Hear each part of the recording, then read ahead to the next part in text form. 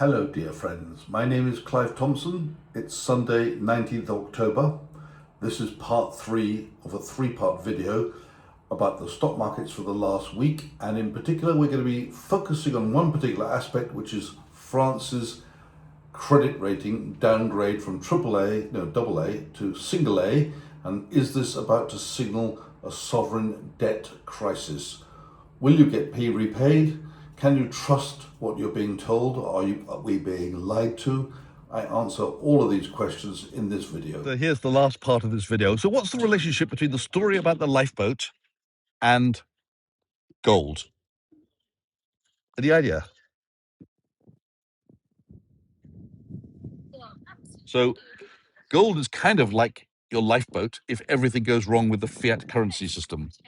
If the money fails, if the system fails, if there's a panic and the ship starts to go down, and we don't know if it will, but I think it will at some point in the next decade, and maybe much sooner than that, gold will be still there. It'll be there before, and it'll be there afterwards. So remember I told you that some people were selling their gold, and then some of them bought it back at a higher price and some didn't? Well, we may get to a situation, as indicated by my friend in the gold shop, where there just isn't enough stock to supply everybody, and you can't get your gold, even if not at any price. So my point is this: if you think you've got a great profit and you want to sell, fine, do that, but be aware you might not be able to buy it back below the price you sold it at, and you might not be able to buy it back at all just when you need it most. And that's what did happen. If you read von Mises, he says basically it starts off by the price of everything rising, and then suddenly it turns out that nobody will take your cash for anything. Now, it doesn't happen overnight. It doesn't happen in 1 year or a month, but it's something which could creep up on you gradually until you suddenly realize that you've lost your opportunity to get rid of your cash because nobody wants to give you anything at a reasonable price for your cash. But now I'm going to talk about something completely different related to the stock market. Now, we saw last week that the regional banking exchange traded fund with the symbol KRE collapsed by 9% on the news of some bad debts, and we don't know if that's going to evolve into the major banking system or if it's just a one-off.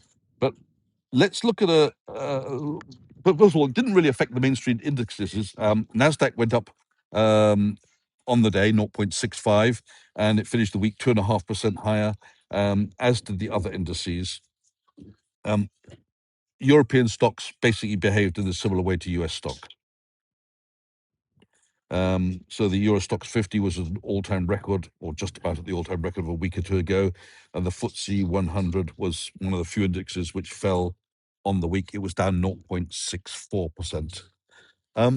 But one index which was up a lot, and one of the reasons why the Euro Stoxx index is close to the record, was the French index. The French CAC 40 index surged by 3.8% after President Macron reappointed Sébastien Lecornu as Prime Minister. Now, remember, previously he'd been Prime Minister for about 5 minutes before he resigned, so he's been reappointed, and this time he's produced a budget, or at least it's some kind of budget, but he's had to concede on retirement age to the socialists, who got their wish of reducing the retirement age, which was supposedly 64, to 62 years old. And obviously that will have to be paid for somehow. Anyway, somehow he's knocked out some sort of budget. It's still not finalized. It's got to be fought over. But the plan is to bring the French budget in line with European Union law, which is allowing a maximum deficit of 3% of gross domestic product by 2029. So by 2029, France will be complying with the law according to the budget. How will they pay for it in between? Well, they're going to borrow the money. Of course, that's illegal because it's way above the 60% limit that of debt to GDP that was allowed. Somebody make it low. Way above the 60% debt to GDP level allowed under the Maastricht Treaty. And nobody really seriously expects the budget to be adhered to. But then there was what was described as a surprise move by the S&P ratings agency, they downgraded France's debt from AA minus to single A plus. Now, that was no surprise to me, but the market said it was a surprise move. But a downgrade of France's debt is absolutely no surprise at all, given the fact that nobody really seriously believes that budget will be adhered to. And France's debt is terribly, terribly high relative to GDP. It's not the only country. We'll get to that in a minute. So if France can, I mean, I think this is a bit of a slippery slope, because if France can ignore the European Union law on debt levels, then why not everyone else? Let's not forget what happened in the sovereign debt crisis some years ago. I think that was from about 2009 to 2015. And you remember we had this word pigs, P-I-G-S. I think it was Portugal, Ireland, Greece, and Spain was what it stood for. And all their debt was plunging in price because they were all expected to go bankrupt. Now, perhaps we can add an F to that group of F for France.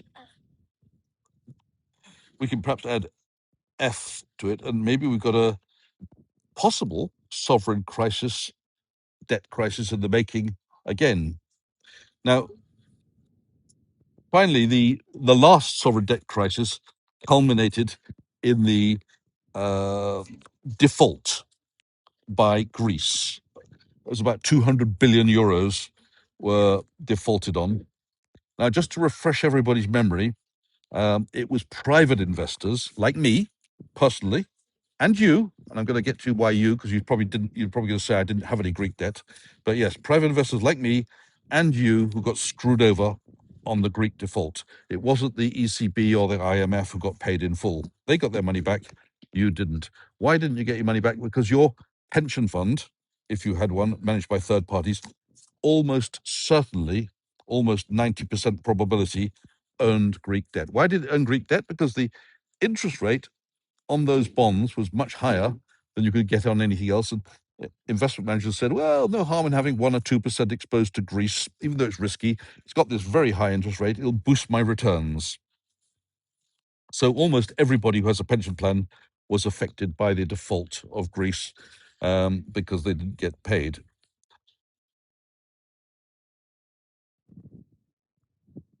And then, of course, we mustn't forget, in the sovereign debt crisis, there was also Cyprus, which went belly up. Cyprus? Well, it was actually the Cyprus banks. Why did the Cyprus banks go belly up? Well, because they owned a lot of Greek debt, too much Greek debt. And of course, when the Greek debt defaulted, they didn't get paid. So all the Cyprus banks were going to go bust.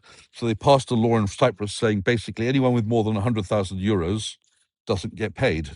Didn't bother the Cypriots much because they mostly didn't have 100,000 euros in the bank. But the biggest losers were mostly Russians who were banking in Cyprus banks.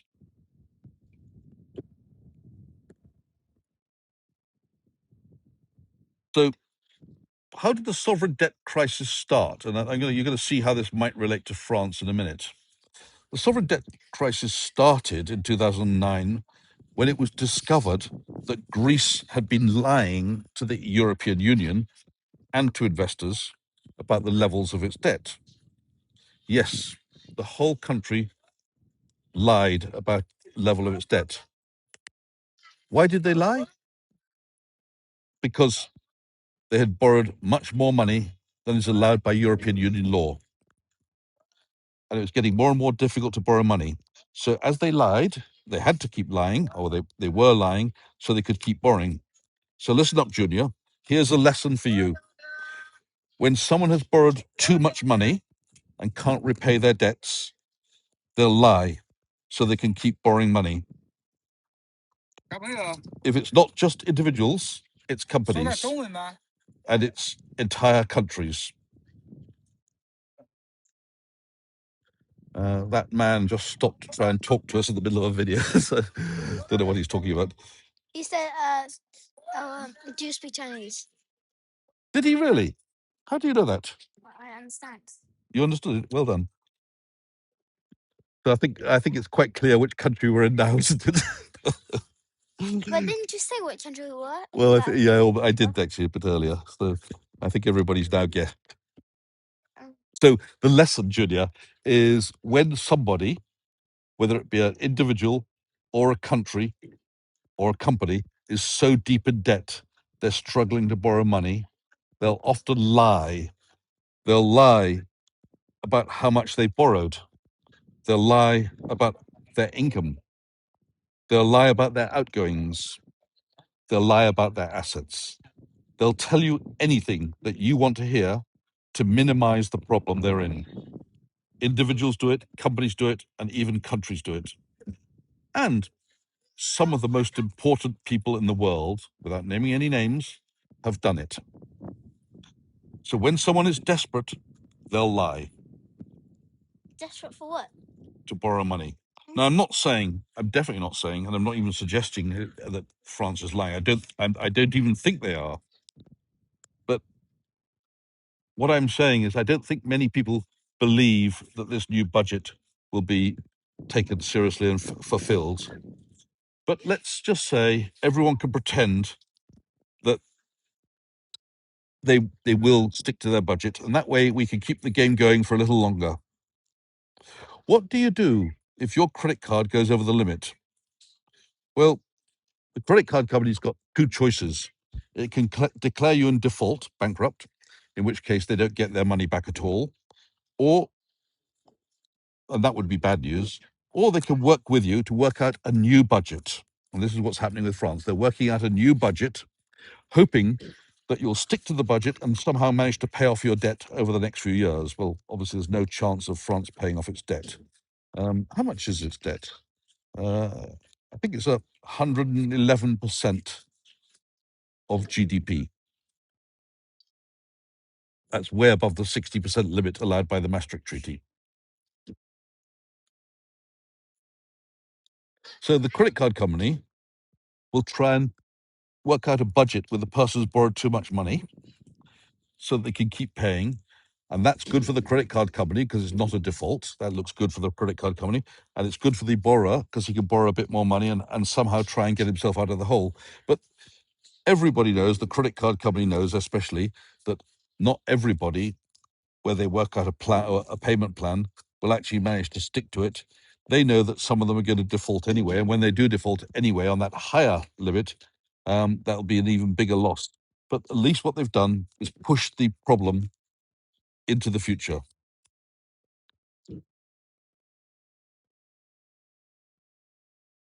So if you're wondering, will there be another sovereign debt crisis in Europe? I can't answer the question for you, but I can make a recommendation. I hope some of you will do this. Ask one of your artificial intelligence agents like ChatGPT what it thinks, and if they think there'll be a sovereign debt crisis, where it's going to start and how it's going to start.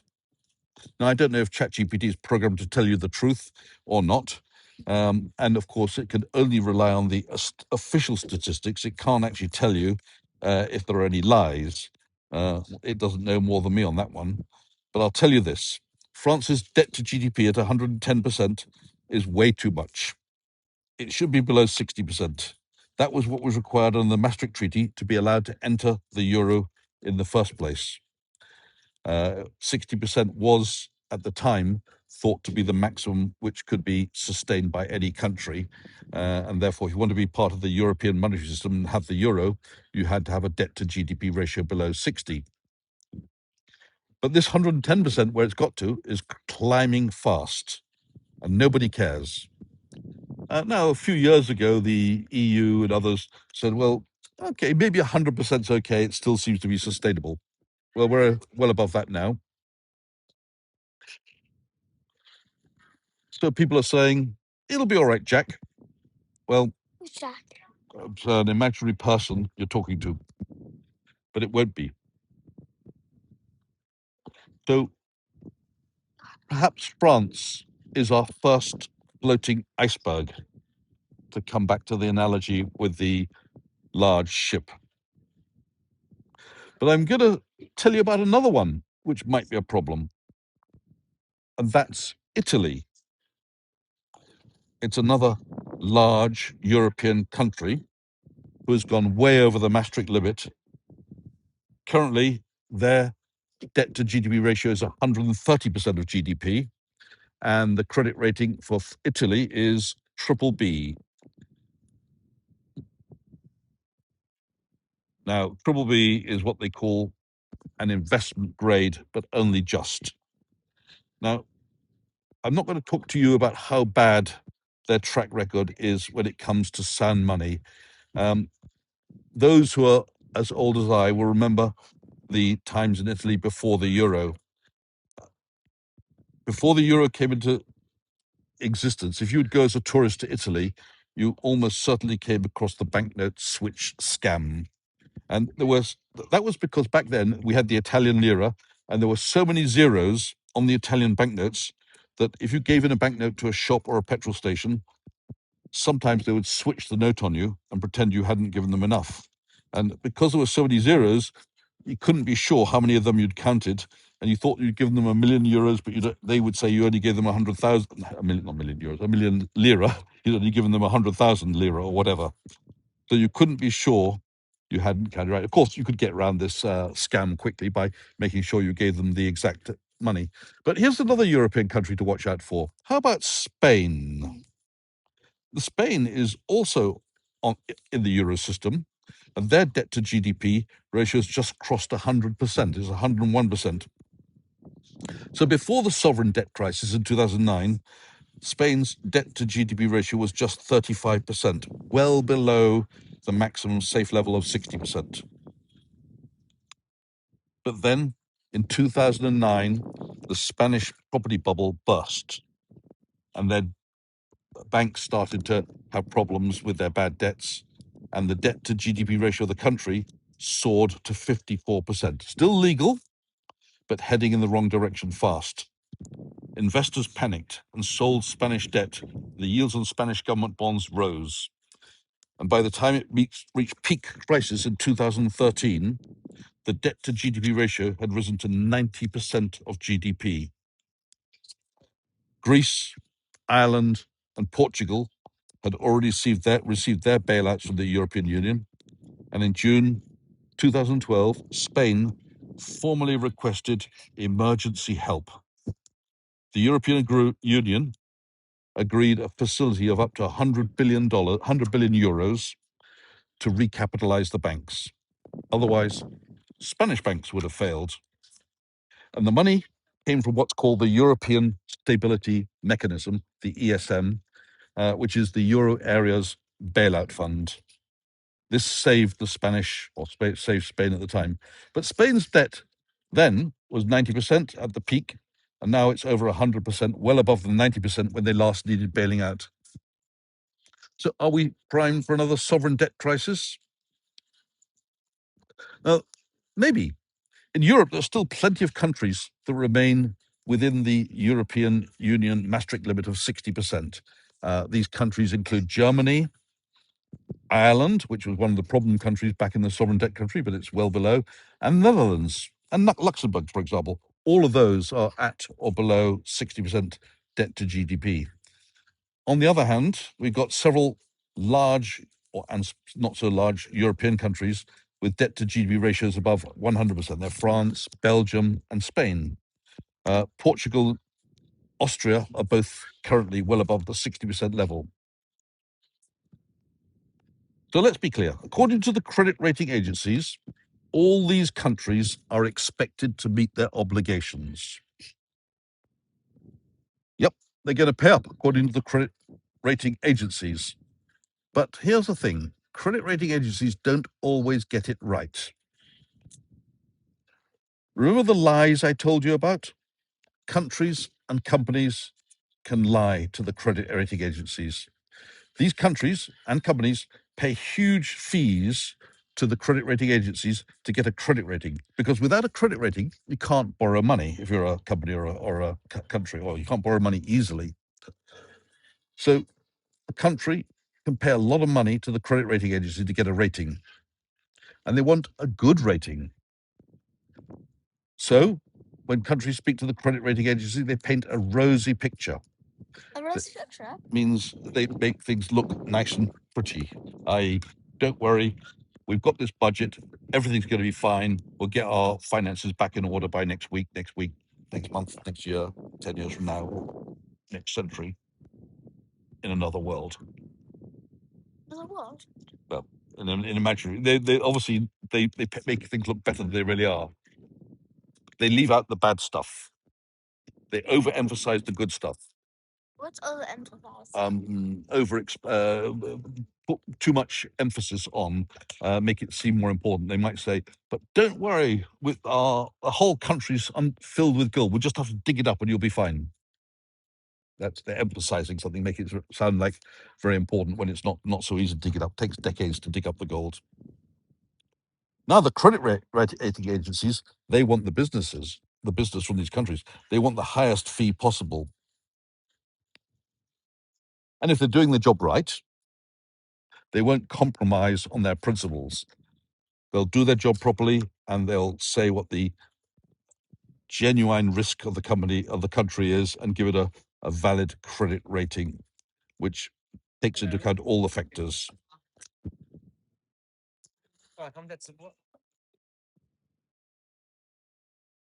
so many people trying to stop and talk to us? They'd never seen a foreigner before.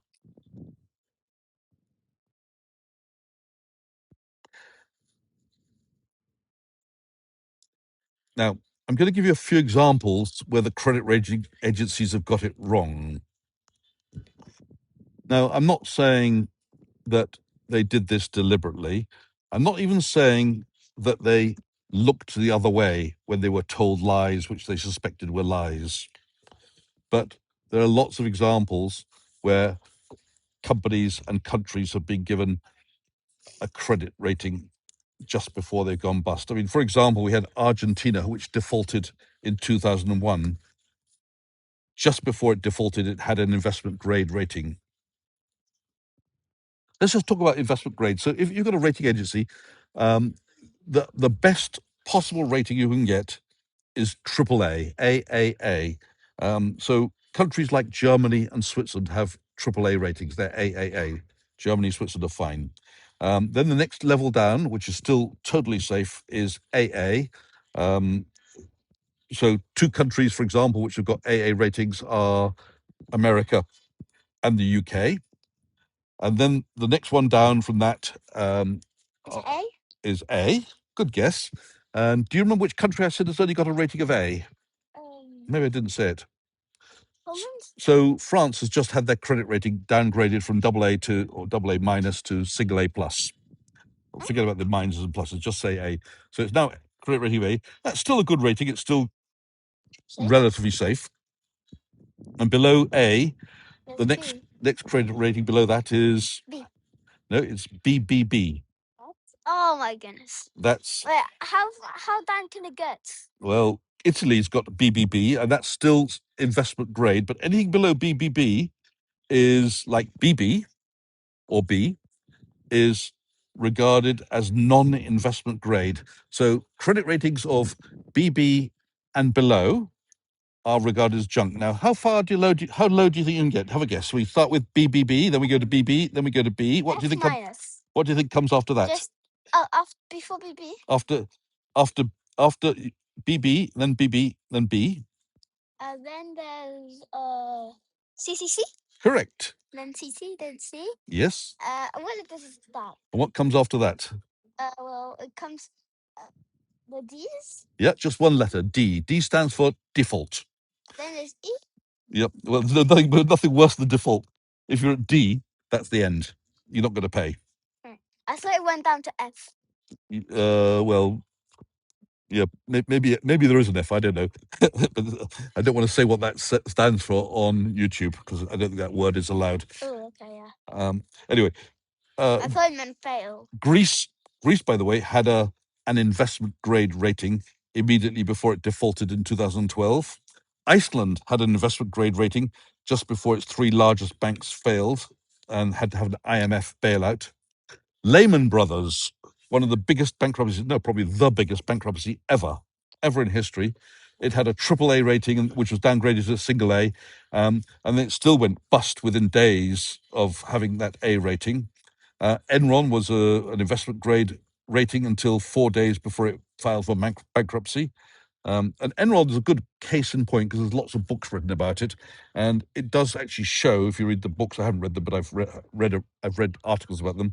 It shows how the credit rating agencies were relying on information supplied to them by Enron itself, and it also discusses the conflict of interest that credit rating agencies faced because they were being paid by the very same company that they were being asked to rate. Another example was AIG, which was a AAA company, then a AA company, which collapsed without warning. That one only survived thanks to the $182 billion bailout from the US government. And that, ladies and gentlemen, is everything we got today. Sorry, it's a bit of a long video. Hopefully, I might break it up into 3 parts as well, if you want to watch the different parts. But we're going to say bye-bye and thank you very much for joining us today. Like, subscribe if you'd like to see more of these. Bye. Bye-bye, everybody.